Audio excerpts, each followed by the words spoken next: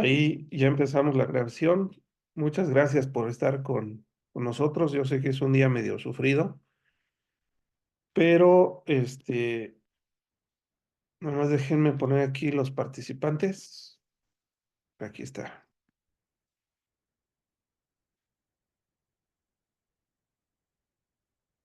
A ver, otra vez. Discúlpenme, otra vez vamos a empezar. Compartir la pantalla. Ahorita les terminando la sesión, les mando las notas para que las tengan. Bueno, ahí ya pueden ver mi pantalla, ¿verdad? Correcto. Bueno, vamos a ver lo que es la rectitud, la verdad y la rectitud de Dios. Bueno, empezamos. La bondad de Dios abarca su misericordia y su gracia, su lentitud para la ira, ¿verdad? El amor, la fidelidad y también la justicia. El día de hoy vamos a ver la fidelidad y la justicia de Dios y vamos a tomar como base la cita de Éxodo 34. Ahí les cambié, ¿verdad? Vamos a Éxodo 34. Bueno, ahí lo tengo en su pantalla. Éxodo 34, versos 6 y 7. Éxodo 34, versos 6 y 7. Aquí está. Aquí le ponemos algo para que no se nos salga. Dice así, entonces pasó el Señor delante de Moisés o delante de él y proclamó, el Señor, el Señor Dios compasivo y clemente, lento para la ira, abundante en misericordia. Eso es lo que nos está diciendo aquí la palabra de Dios. Lento para la ira, abundante en misericordia y verdad.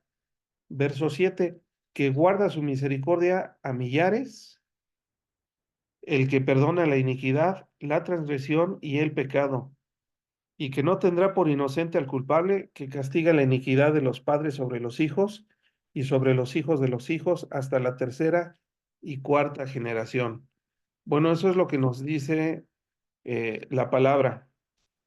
Me gustó mucho un comentario de Alfred Edersheim. Este comentarista era un judío nacido en Viena en 1825, murió en 1893, algo así.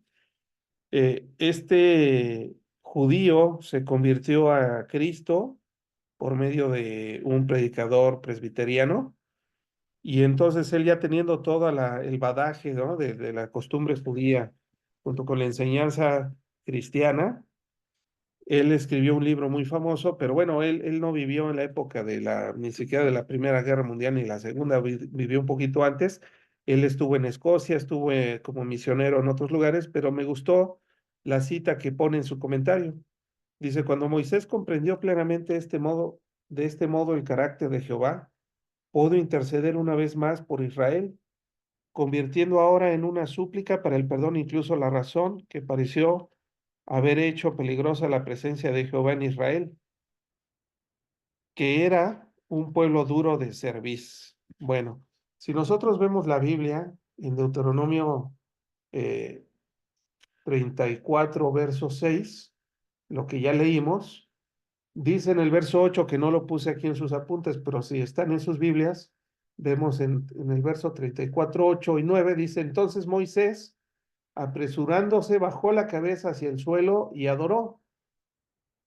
Voy a hacer aquí un comentario. Cuando Moisés escuchó de Dios que él era fuerte, misericordioso y piadoso, tardo para la ira y grande en misericordia, Moisés, cuando escucha esto, este atributo de Dios, de su justicia, de su misericordia, de su bondad, inclina la cabeza al suelo, dice el verso 8, y en el verso 9 dice la escritura, y dijo, si ahora, Señor, he hallado gracia en tus ojos, vaya ahora el Señor en medio de nosotros, porque es un pueblo de dura cerviz, y perdona nuestra iniquidad y nuestro pecado, y tómanos por tu heredad. Bueno, les platico un poquito el contexto de lo que está sucediendo aquí. Lo que está sucediendo aquí es de que, ¿se acuerdan que Moisés sube al monte de Sinaí para recibir la ley de Dios? Y entonces Dios escribe en dos tablas los 10 mandamientos, que cuando baja, que le dice, estuvo 30 días y 30 noches allá arriba, ¿no? Y entonces Dios le dice a Moisés, baja porque tu pueblo se está rebelando. Y entonces ustedes lo pueden ver ahí en los capítulos anteriores de Éxodo, que cuando baja Moisés en el capítulo 32, como pensaron, había truenos y relámpagos y temblaba el monte, pensaron que no, este Moisés ya no sobrevivió. Yo creo que algo le pasó, le cayó un rayo, porque allá en el monte Sinaí está una tormenta. Realmente se oía mucho escándalo, la gente estaba espantada. Y dije, no, pues si nosotros, estando lejos, tenemos miedo, Moisés ya lleva ahí muchos días y no baja. Entonces le piden a su hermano Aarón, ¿verdad?, que le hiciera un becerro de oro y le pusieron el nombre de Jehová. Este es el Dios que nos sacó de Egipto. Y entonces cuando baja Moisés y ve lo que está sucediendo, rompe las tablas del pacto que Dios había cortado y escrito con su dedo. Las arroja. Pero aquí en el verso 34, Jehová le dice a Moisés, o sea, Moisés después de ver esto dice, ya no estamos perdidos. Yo creo que tú y yo, cuando conocemos de Dios, yo sí lo voy a pensar. Dije, escucha, he visto la palabra de Dios y ahora estoy completamente perdido, porque conociendo la verdad, sigo yo haciendo cosas que sé que no le agradan a Dios. Moisés yo creo que pensó lo mismo y rompe las tablas, pero empezando el verso 1 del capítulo 34, Jehová le dice a Moisés, alízate 2 tablas de piedra como las primeras, y escribí sobre estas tablas las palabras que estaban en las tablas primeras que quebraste. Ahora sí, de castigo, ahora tú trabájate 2 tablas de piedra y yo las voy a volver a grabar. Y cuando escucha el carácter, ¿qué es lo que pretendo en este estudio, hermanos? Que tú y yo conozcamos que Dios es un Dios, sí, justo, clemente, pero también nos está enseñando de las palabras de Dios que es misericordioso y es piadoso, que se tarda, o sea, para que hagamos enojar a Dios, se tarda, porque conoce nuestra condición y de eso vamos a hablar hoy, de su justicia. El jueves pasado que hablamos acerca de no juzgar, bueno, es que esto es algo que solo es de Dios, porque Él conoce todo de nosotros y de todo. Pero dice, cuando oye Moisés esto, se le abren los ojos así, yo me imagino, de par en par, y dice, voy a interceder por mi pueblo, no sea que nos destruya. Voy a apelar a lo que acabo de conocer de Dios para interceder por mi pueblo y yo me voy a incluir con ellos, porque él no pecó, pero Moisés se incluye en el pecado de la rebelión de esta nación, cabeza dura, ¿no? Dura de servicios, unos cabeza duras. Hermano Pepe, Entonces nosotros hermano debemos, Pepe, sí, Gustavo, consulta, hermano, ¿está compartiendo el Word? ahorita no, lo detuve Ah, para ok. decir esta explicación, porque si no en el Word iban a estar buscando a ver dónde lo había escrito y no lo escribí ahí. Bien, gracias. Quise adentrarme en la explicación porque ahorita nos vamos a meter de lleno, ¿no? Al Word. Bueno, entonces, si nosotros, yo espero que con este estudio, nosotros, habiendo comprendido esto, seamos capaces entonces de apelar a la verdad y a la justicia de Dios también para nosotros, para interceder por nuestras familias, para interceder por nuestra nación, ¿verdad? Para interceder. ¿Qué es interceder? Es orar, pero en nombre de alguien más. No oro para mí, para mis propósitos, sino oro para el beneficio de alguien más. Eso es la intercesión. En este caso, Moisés oró. Ahora sí, les voy a pedir de favor, voy a compartir la pantalla, voy a compartir el Word, y les voy a pedir de favor que vayan a sus Biblias y busquen Deuteronomio, capítulo 32. Alfred Edersheim fue la observación que hizo en su comentario, pero dice también, y vemos, si Dios es abundante en misericordia y es fiel, es decir, que es verdadero, y que no tendrá por culpable, por inocente al culpable, debemos nosotros considerar la excelencia moral de Dios desde la perspectiva no de nosotros, de lo que nosotros nos imaginamos que es, sino desde la perspectiva propia de Dios. Eh, Seguimos avanzando y dice aquí en sus apuntes. Deuteronomio 32, versos 3 y 4. Está Moisés. Moisés hace un canto, lo pueden leer, todo está hermoso, todo el capítulo 32 de Deuteronomio, pero voy a resaltar estos dos versículos. El versículo 3 dice, porque yo proclamo el nombre del Señor. Atribuyan grandeza a nuestro Dios. Después dice el verso 4, la roca, su obra es perfecta, porque todos sus caminos son justos. Dios de fidelidad y sin injusticia, justo y recto es Él. Nuestro Dios ya lo había reconocido Moisés y él ya había conocido más de Dios. Recuerden que Moisés hablaba cara a cara con Dios, este, porque así él fue un grande de los profetas de Dios. Eh, Denme un minuto, por favor. Está, ¿dónde está? Bueno, ya está aquí. Dice que Dios es la roca inmutable y sólida. Por lo tanto, si Dios es la roca que dice cuya obra es perfecta, una roca, ¿cómo es? Una roca no se mueve fácil. Una roca, por ejemplo, los que son arquitectos o conocen de construcción o van para allá, saben que tienen que saber que excavar los cimientos hasta encontrar suelo firme o roca, ¿verdad? Nadie construye su casa sobre un terreno que es inestable. Nosotros estamos construyendo, por eso este estudio se llama Formando una teología personal sana. Si nosotros vamos a ser creyentes de Dios, debemos entonces no empezar a construir toda una doctrina o un principio o una base doctrinal sobre algo que no es firme, ¿verdad? Sobre algo que se nos va a caer.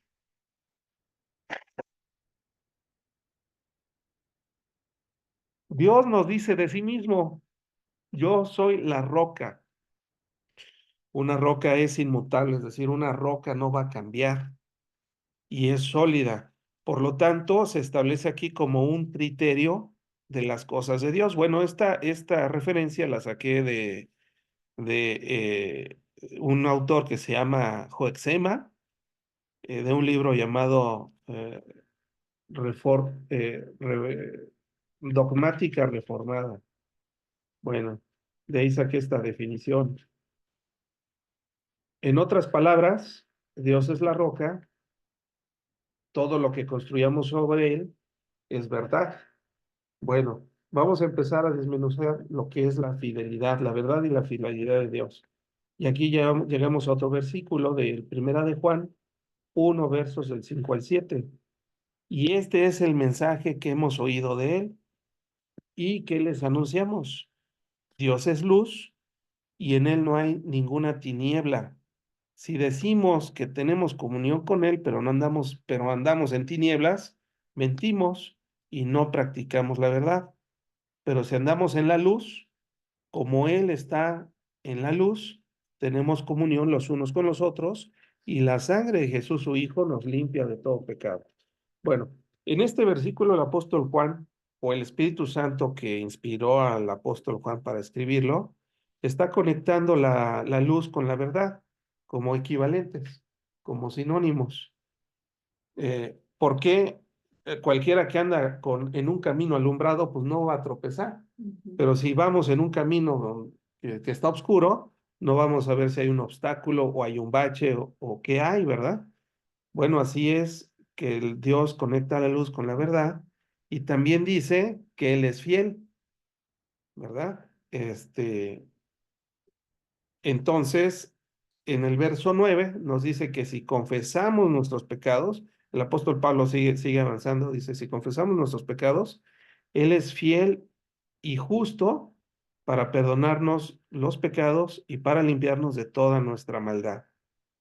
Entonces, aquí Jesús estaba anunciando, o Moisés ya se había dado cuenta desde el principio, porque Moisés escribió los 5 primeros libros de la Biblia. Desde el principio Dios nos está mostrando su naturaleza y nos la reitera a través de toda la Biblia, y aquí el apóstol Juan nos lo está confirmando, ¿verdad?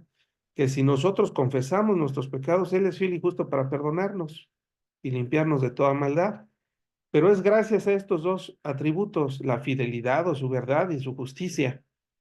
Bueno, vamos a seguir escarbando lo que es la naturaleza. Fíjense lo que dijo Agustín.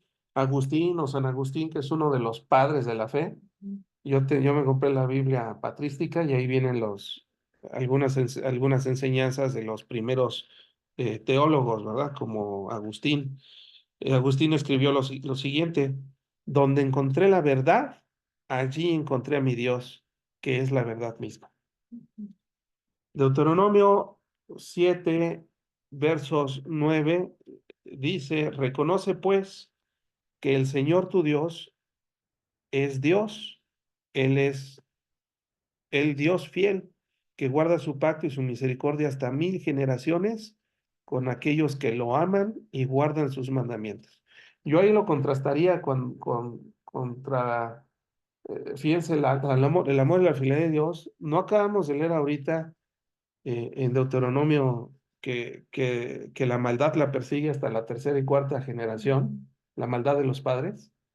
Y como ahorita aquí nos está diciendo que los que son fieles, Él guardará su pacto y su misericordia hasta 1000 generaciones, por no decir por, por para siempre, ¿no? Porque 1000 generaciones, ¿cuánto es, no? Y yo creo que es ahí una figura retórica que se refiere a que es eterna, ¿verdad? Comparado con que lo que quiere Dios de nosotros es que reconozcamos que Dios, quién es Dios, qué atributos tiene Dios, porque si reconocemos nosotros lo que Él es Dios, podremos entonces guardar su palabra, como lo dice el apóstol Juan, lo que le acabamos de leer aquí en 1 Juan 1:5, ¿verdad? Que si andamos o decimos que tenemos comunión con Él, eh, debemos de guardar su palabra, ¿verdad? Si no, somos unos mentirosos.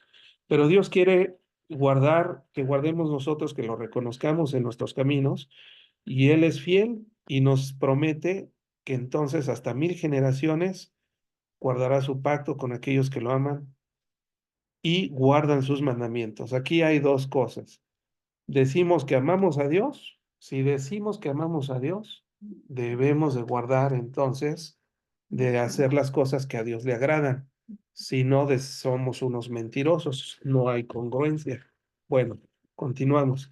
La fidelidad de Dios es su fiabilidad de hacer lo que ha prometido en su pacto. Y esto es bien hermoso de la palabra, ¿verdad? Porque nosotros vimos el famoso protoevangelio al principio de este estudio, que Dios le promete a la mujer, ¿verdad? Que un descendiente de la mujer será usado por Dios para terminar con la maldad. Pero también nosotros vemos el pacto abrámico en Génesis 15:6. Es el pacto que le hace Dios a Abraham cuando Abraham no era judío, ni siquiera era israelita, porque apenas iban a ser la nación de Israel, de uno de los descendientes de Abraham.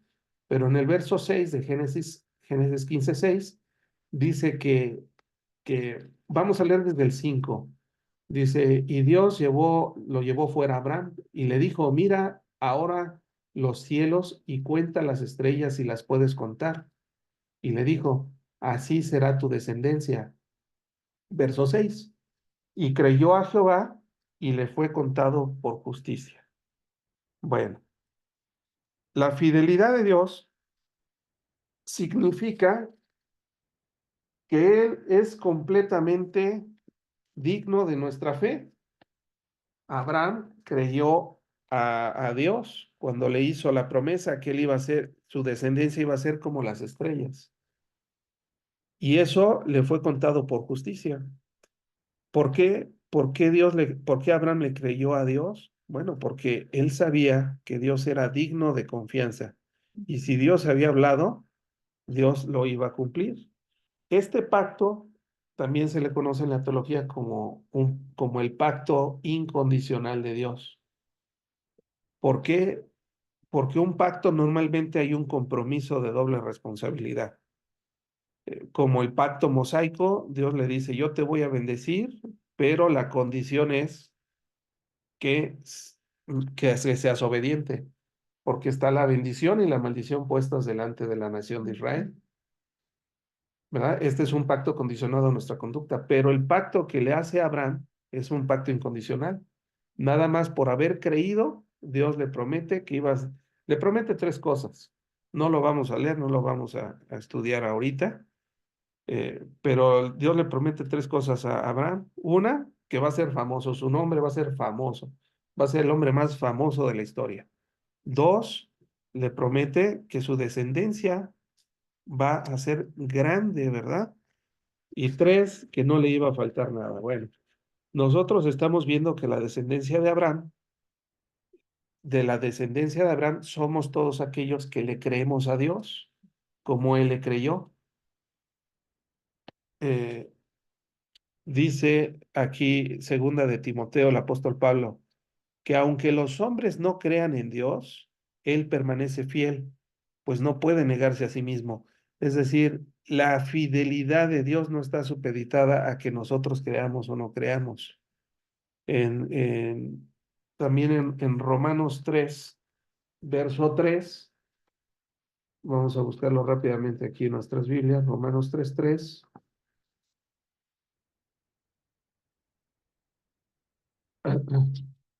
El Señor nos dice, pues, ¿qué si algunos de ellos han sido incrédulos? Su incredulidad habrá hecho nula la fidelidad de Dios. Y en el verso 4 viene la respuesta, de ninguna manera. Antes bien sea Dios veraz y todo hombre mentiroso, como está escrito, para que seas justificado en tus palabras y venzas cuando fueres juzgado. Bueno, la fidelidad de Dios no está supeditada a a que todos los hombres crean. Dios se mantiene fiel aún con personas incrédulas. La verdad de Dios, regresando a Deuteronomio 32, es como la roca. Aquí significa que es real, que es sólido, que es inmutable. Él es el Dios de verdad, dice Moisés. Y en el contexto de Deuteronomio 32, cuando dice que es Dios de verdad, no solo se considera fiel, sino que lo contrasta con otros dioses falsos de las naciones. Nosotros sabemos que hay muchos dioses hoy día todavía en el mundo moderno. ¿Qué Dios hay ahorita? Bueno, está Alá, está Buda, está, eh, pues no sé qué otros dioses haya, Hare Krishna, ¿verdad? Pero bueno, hay muchos dioses, están los santeros que adoran a Baal y ahí está la santería, están los que adoran a la Virgen María, ¿verdad? La matriología. Están aquellos que adoran a los santos, ¿verdad? Y hasta los ponen algunos de cabeza. Bueno, hay muchos dioses, pero Dios contrasta que Él no es como las otras dioses. Vamos a ver el verso 31 de Deuteronomio 32. Dice, porque la roca de ellos no es como nuestra roca, y aún nuestros enemigos son de ellos jueces. Y el verso 37 dice, y dirá, ¿dónde están sus dioses? La roca en que se refugiaban, refiriéndose a las otras naciones. Y en el verso 21 dice, ellos me movieron a celos con el que no es Dios, me provocaron a ira con sus ídolos. Yo también los moveré a celos con un pueblo que no es pueblo, los provocaré a ira con una nación insensata. Bueno, gracias a la rebeldía de este pueblo es que nosotros que no éramos pueblo, ahora somos pueblo de Dios. Jeremías 10:10. Jeremías 10:10 nos dice el profeta Jeremías en el capítulo 10, verso 10, lo siguiente. Mas Jehová es el Dios verdadero. Él es Dios vivo y Rey eterno. A su ira tiembla la tierra y las naciones no pueden sufrir su indignación. ¿Por qué? Porque Él es el Dios vivo y además es el Rey eterno. También a los otros ídolos, a los otros dioses con D minúscula, también se les considera que no tienen vida, ¿verdad? Él es el Rey, el Dios vivo y el Rey eterno, el Dios verdadero. También en el Nuevo Testamento eh, se habla del Dios como del Dios verdadero como una referencia a su realidad única, como el Dios viviente y vivificador, en contraste con los otros dioses y los ídolos impotentes. Entonces aquí vemos que la verdad puede significar lo que es factual y cierto, como la verdad establecida en un tribunal de justicia. La verdad también es lo opuesto a la mentira y al engaño. También nos dice el Nuevo Testamento que Dios no puede mentir. La palabra de Dios es la verdad en su fidelidad a lo que es real y a lo que es correcto. Y a ver, aquí viene una explicación del amén. El amén es un adverbio hebreo traducido como verdaderamente. Amén significa estoy de acuerdo de todo corazón. Cuando nosotros oramos, hermanos, o alguien dice algo que nos gusta, salen los aleluyos y dicen amén, amén, amén, ¿no? Y todo el mundo grita amén. Bueno, amén significa que estoy de acuerdo de todo mi corazón. También significa que así sea o que así se haga realidad. El Nuevo Testamento, el término transliterado al griego amén, aparece a menudo en los labios de Jesucristo para indicar la verdad de sus palabras. Fíjense cómo también el Señor es nombrado literalmente como el Dios del amén en Isaías 65:16. Y Cristo se llamó a sí mismo el amén, el testigo fiel y verdadero en Apocalipsis 3:14. La verdad de Dios garantiza que cumplirá su promesa jurada de amor fiel a la simiente de Abraham, incluyendo el perdón de pecados, cese de la ira, la compasión cálida y la victoria completa sobre la iniquidad. Vamos a ver lo que dice en Miqueas, Miqueas 7 del 18, Miqueas 7 del 18, Miqueas 7, 18. Dice, ¿quién como tú? ¿Qué Dios como tú, que perdona la maldad y olvida el pecado del remanente de su heredad? No retuvo para siempre su enojo, porque se deleita en misericordia. Él volverá a tener misericordia de nosotros, dice Miqueas. ¿De quiénes nosotros? De los judíos. Sepultará nuestras iniquidades y echará en lo profundo del mar todos nuestros pecados. Esa promesa que fue para la nación de Israel, también la podemos nosotros eh, adquirirla para nosotros mismos, con nosotros como hijos de Dios. Cada vez que hagamos algo que se llama pecado, ¿verdad? Podemos apelar a la misericordia de Dios, pero ahorita vamos a verlo que también Dios tuvo compasión de un pueblo que no era su pueblo, es decir, de nosotros, los que la Biblia nos llama gentiles, los que no somos de ninguna de las 12 tribus de Israel. A través de Jesucristo se atribuye esa justicia de Dios. Y la promesa hecha a Abraham en Génesis 15:6 se atribuye a nosotros también, porque entonces nosotros nos convertimos en hijos de Abraham. El Evangelio es precisamente su significado como las nueva, de que Dios a través de los evangelios o del Evangelio de Jesucristo cumplió fielmente su palabra, enviando a su Hijo al mundo para nuestra salvación. Cristo vino de la descendencia de Abraham. Si nosotros leemos los evangelios, vemos la descendencia de Abraham, de Jesucristo. Inclusive llegamos a la línea hasta Abraham y inclusive llegamos a Adán.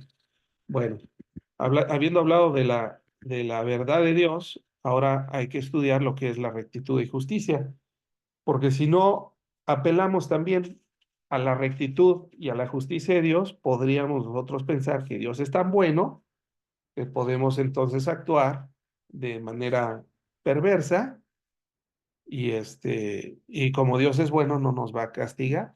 Bueno, Dios por eso nos está alumbrando, ¿verdad? Para que conozcamos también en la otra cara de la moneda. Dios es recto, Dios es justo, Dios es absolutamente puro con respecto al pecado. El sábado pasado vimos que era un Dios santo, separado, alejado de lo que es, de lo que no lo honra a él, ¿verdad? Como es toda la injusticia y el pecado.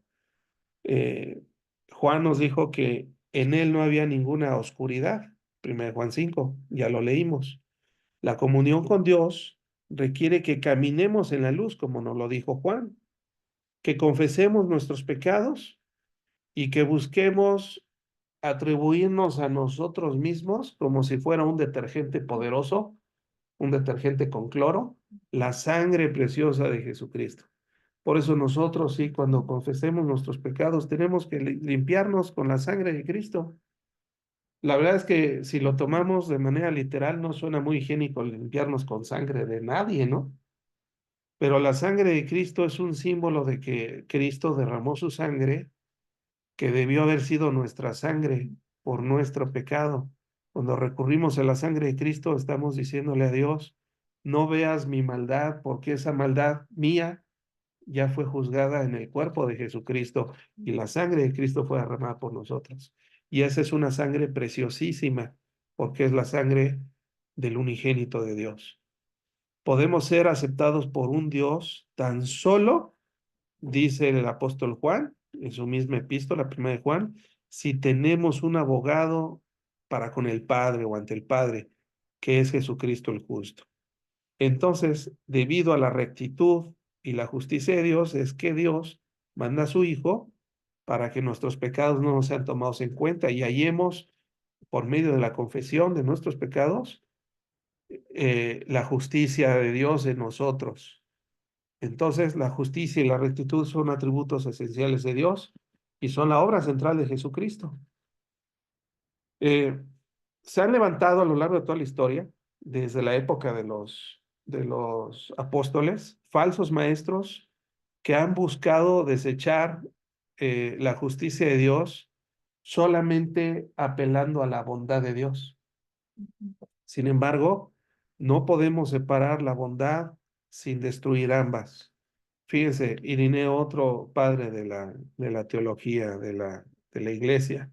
Irineo dijo sabiamente que la justicia sin bondad no es justa. La bondad sin justicia no es buena. Así que el verdadero Dios debe ser bueno y justo. Agustín también comentó lo siguiente: la gracia de Dios no puede ser injusta y su injusticia no puede ser cruel. Fíjense cómo hay una mezcla de pensamientos que nos dejan pensando, ¿verdad? Y que son, parecieran ser obviedades, pero no lo son. Eh, bueno, hay cuatro términos en cuanto a la rectitud moral de Dios en el texto clave que leímos de Deuteronomio 32, verso 4. Él es la roca, cuya obra es perfecta, porque todos sus caminos son justos. Dios de fidelidad, sin injusticia, justo y recto. Encontramos la fidelidad, la justicia y la rectitud, empezando por la perfección. Bueno, perfecto. La palabra perfecto significa pleno o completo. A menudo se usaba como un animal de sacrificio sin mancha, es decir, sin deformidades o heridas para estropear su integridad. Aquí voy a hacer un paréntesis. Jesucristo es el Cordero de Dios que quita el pecado del mundo. Para que Cristo fuera el Cordero de Dios que quita el pecado del mundo, ¿se acuerdan que en el Antiguo Testamento se acostumbraba a ofrecer sacrificios para la expiación de pecados, para cubrir los pecados del pueblo, de todos los pecados que hacían en el año, ofreciendo un animal puro, y sin defectos, es que podían ellos cubrir sus maldades, ¿verdad? Y mientras sacrificaban al animal, la persona ponía sus manos sobre el animal mientras era sacrificado para transmitirle sus pecados, su maldad a ese animal que estaba siendo degollado y su sangre derramada. Bueno, eso era la tradición y parte de la ley de Moisés hacia la nación de Israel. Pero en el Nuevo Testamento, Cristo es ese corderito sin mancha, es decir, no hablando de deformidades físicas, sino también en su espíritu. Jesucristo nace de un nacimiento virginal, no hereda el pecado a través de la herencia que por ahí, por eso los teólogos han determinado que el pecado se transmite de los padres hacia los hijos a través también del código del ADN. Jesucristo nace únicamente con la aportación del cromosoma X de María, y el cromosoma Y viene directamente del Espíritu Santo de Dios. Por lo tanto, Jesucristo fue la única persona que podía ofrecerse a sí misma para quitar el pecado, porque estaba cumpliendo la ley de Dios. Él dice, continúo la lectura aquí en los apuntes. Moisés, él usó la palabra perfecta o perfecto para describir la integridad moral, no solamente de Dios, sino con la que el pueblo debe vivir en su presencia. La ley de Dios es moralmente plena, es decir, es perfecta, es intachable. Y aquellos que caminan en ella, en esa ley, cumpliendo la ley, son igualmente plenos. Bueno, Cristo dice, por tanto, sed vosotros perfectos como vuestro Padre Celestial es perfecto. Ya lo vimos en la clase de los jueves en Mateo 5:48, en el Sermón del Monte. La perfección de Dios significa que sus actos muestran todo el espectro de sus excelencias morales en una belleza espiritual sin mancha. Bueno, eso es en cuanto a la perfección. En cuanto a la justicia, el término hebreo se refiere al carácter, decisiones y actos de alguien que juzga, es decir, que trabaja con autoridad para restaurar o preservar el orden en la sociedad de modo que garantice la justicia, especialmente la justicia social. Voy a hacer un paréntesis, porque esto viene al caso. Nosotros, hace 2 días que estudiábamos Mateo 7, versos del 1 al 12, que dice, no juzgues a los demás, pero no significa que no debamos entonces de tener magistrados que impartan justicia. Entonces sí debemos de juzgar, pero los magistrados, en Romanos 13 dice que las autoridades son puestas por Dios para impartir justicia, que no en vano llevan la espada, no para aplicar una política de terror, sino quienes tienen que estar espantados, todos aquellos que hacen lo malo, ¿verdad? Porque los magistrados tienen que impartir justicia. Bueno, la justicia de Dios es para restaurar o para preservar, aquí viene el orden en la sociedad. Ahí están las leyes, los magistrados. Nosotros no debemos de juzgar a alguien. Si somos espirituales, debemos de dar cuenta que está en un error, y si somos lo suficientemente espirituales, debemos de restaurarlo, a no ser que la persona no quiera restauración, ¿verdad? Entonces ahí sí ya ni comas, ni lo invites, ni salgas con él, ni para nada, porque es una persona que tú ya te diste cuenta que no anda en rectitud y que tampoco la persona quiere ser restaurada. Nosotros somos pecadores, pero al menos nosotros como cristianos reconocemos nuestra bancarrota espiritual, nuestros pecados, y nos acercamos a un Dios, pero no con altivez a exigirle que nos perdone, sino con amor, con misericordia, con humildad, pidiéndole, Señor, aplica la sangre preciosa de Cristo en mi vida, porque yo sé que sin la justicia que viene de Cristo, no puedo, no puedo, eh, no puedo llegar a ti. Bueno, fíjense cómo Abraham intercedió, ¿verdad? Intercedió por Lot, y decía, le dijo Dios, Abraham a Dios, matar al justo con el impío de ninguna manera, ¿va? Mates al justo con el impío, de modo que el justo y el impío sean tratados de la misma manera. El juez de toda la tierra no hará justicia. Fíjense cómo Abraham conocía eh, a Dios, al menos lo suficiente para saber que él era justo en toda la plenitud del significado de la palabra. Si Dios no fuera justo, ¿cómo podría juzgarnos a todos por igual? Dios nos juzga a todos en lo particular, porque Él conoce todo. El estado de Dios como juez supremo implica lógicamente que Él debe ser justo y cualquier otra alternativa que se nos pueda llegar a la mente es inconcebible. Romanos 3, versos 5 y 6. Vamos, se los voy a leer. Romanos 3, versos del 5 al 6. Dice, y si nuestra injusticia hace resaltar la justicia de Dios, ¿qué diremos? ¿Será injusto Dios que da castigo? Hablo como hombre. En ninguna manera, de otro modo, ¿cómo juzgaría Dios al mundo? Bueno, vamos a seguir avanzando. La justicia es la naturaleza de Dios. Él es el Dios de juicio.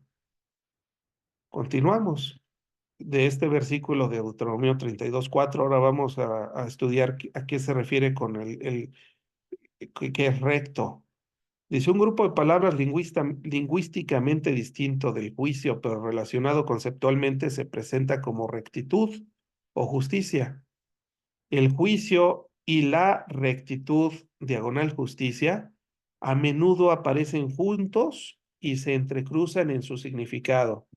Mire, los pecadores humillados deben que confesar que el Señor es justo, porque dice que toda rodilla se doblará en el cielo y en la tierra y confesarán que Jesús es el Señor y que el juicio de Dios es justo. Todos los que se van a ir al infierno se van a ir convencidos que se van porque Dios es justo. Nadie que se vaya al infierno va a decir, Dios, tú me mandaste, yo merecía el cielo, te pasaste, me hiciste injusticia. Nada. Toda lengua confesará que Jesús es el Señor y además que Él es justo, ¿verdad? Todos van a confesar que Él es justo. eh, todo el carácter y deseo de Dios es justo. Salmos, hay muchos ejemplos. Aquí les puse uno, ¿no? Salmo 11:7. El justo Señor ama la justicia. Todo lo que hace es justo. Otro salmo. El Señor es justo en todos sus caminos. Todo lo que dice Dios también es justo. Conforme a la justicia son todas las palabras de mi boca. No hay en ellas nada torcido ni perverso. Proverbios 8:8. Dios nunca hace nada malo. Todo lo que hace, todo lo que dice, todo su carácter y todo su deseo es justo. Eso se lo reveló a Moisés. También viene la rectitud. El adjetivo traducido como correcto o recto se usa 3 veces directamente del Señor. Aparece más de 40 veces en la expresión de algo que es recto a los ojos del Señor. El Señor juzgará a la tierra con equidad o rectitud. Este grupo de palabras lleva la idea literal de ser recto en vez de ser torcido o distorsionado, como por ejemplo, un camino que te lleva directa y fácilmente a tu destino. Por ejemplo, el que ha agarrado un microbús y que va hacia 4 caminos, te dice, ¿no? ¿Por calles o recto? Es decir, se va a ir desviando de su ruta, va a ir haciendo paradas o va directo, ¿no? A la terminal. Bueno, aquí Dios no se anda por las ramas, Él es recto. Es como un camino que te lleva a tu destino sin hacer ninguna escala. Dios ha entrelazado inseparablemente la justicia con la redención, o el juicio con la redención. El Señor redimió a su pueblo con grandes juicios, lo vimos, ¿verdad? Que nos platique Faraón cómo le fue. Dios se muestra su justicia en la salvación Y eso enseñan los Salmos y también Isaías.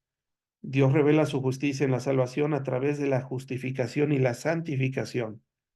Si Dios solamente nos salvara, pero no nos hiciera santos en nuestro caminar con Cristo, no sería justo, ¿verdad? Y entonces la justificación y la santificación debe de ser algo que van de la mano con todos los que creemos en Dios y nos llamamos ser creyentes o cristianos. El Señor cargó en él el pecado, me refiero a Jesucristo, el pecado de todos nosotros. Isaías 53, el siervo sufriente. Isaías 53:6 dice que él llevó nuestros pecados en él. Dios salva a los pecadores, no descuidando sus justas demandas de obediencia a su ley, sino glorificando esa ley en la sufrida obediencia de Dios o de Jesucristo, el siervo sufriente. Entonces, hasta aquí, hermanos, terminamos con este estudio de este atributo o de estos atributos de Dios que, por ende, eh, eh, los teólogos han considerado que se tienen que enseñar juntos porque no podemos separar la verdad o que es parte de la bondad de Dios y su rectitud, ¿verdad? Porque las dos cosas van entrelazadas. Hasta aquí me gustaría saber si alguien tiene alguna duda, algún comentario o quisiera aportar algo al respecto.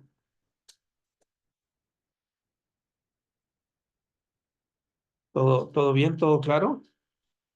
Bueno, mis hermanos, espero que haya sido de bendición para ustedes como lo fue también para mí cuando estaba preparando la clase para todos. Y apliquemos esto en nuestras vidas. Seamos hacedores de la palabra de Dios. Entre más conozcamos a Dios, de su carácter, de su forma de pensar y de sentir, más paz vamos a tener, ¿verdad? Ahora ya sabemos que si nos equivocamos, podemos apelar a su misericordia, pero no como para convertirnos en cínicos que siempre nos estamos tropezando en la misma piedra, sino confesarnos, saber que podemos alcanzar misericordia de Dios, apartarnos y seguir adelante en nuestro camino, sabiendo que la justicia de Dios ya fue aplicada en nosotros a través de Jesucristo y ahora lo único que nos queda es caminar en un esfuerzo por ser cada día mejores. Bueno, mis hermanos, vamos a hacer una oración y nos despedimos. Voy a detener la grabación en este momento y